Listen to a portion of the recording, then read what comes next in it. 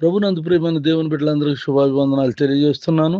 ఆయుష్ ఆరోగ్యాన్ని ఇచ్చి ఉదయకాలంలో ప్రభును స్తుతించు భాగ్యాన్ని దయచేస్తున్న దేవునికి స్తోత్రం కలుగును గాక. దేవుడు తను ప్రేమించే వారి కొరకు ఏవి సిద్ధపరిచినవి కంటికి కనబడలేదు.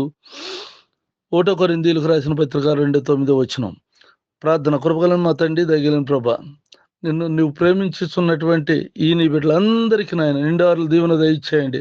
ఏవి దాచి ఉంచావు, ఏ మేలును దాచి ఉంచావు, ఆ మేలులన్నీ ఈ నెలలో నిండారులుగా దయచేయమని, అందరికి ఆరోగ్యం అభివృద్ధిని అనుగ్రహించమని ప్రార్థిస్తూ ఉన్నాను. అలాగే ఇంట్లో నుండి బయటకు వెళ్తున్నా, బయట నుండి ఇంటికి వస్తున్న నీ కాపుదల భద్రతలో ఉంచండి. వారి చదువుల్లో, వ్యాపారం, వ్యవసాయ పనులను తోడుగా ఉండండి. అంతేగాక సంతానం లేని వారికి సంతానం దయచేయండి ప్రభా.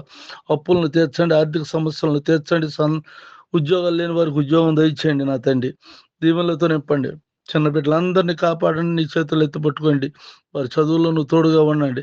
నాతోటి సేవకులైనటువంటి వారందరినీ కూడా నీ చేతులు ఎత్తిపట్టుకొని వారు చేస్తున్న పరిచర్యను దీవించమని, ఆశీర్వదించమని యేసునామమున ప్రార్థిస్తున్నాను తండ్రి. ఆమెన్.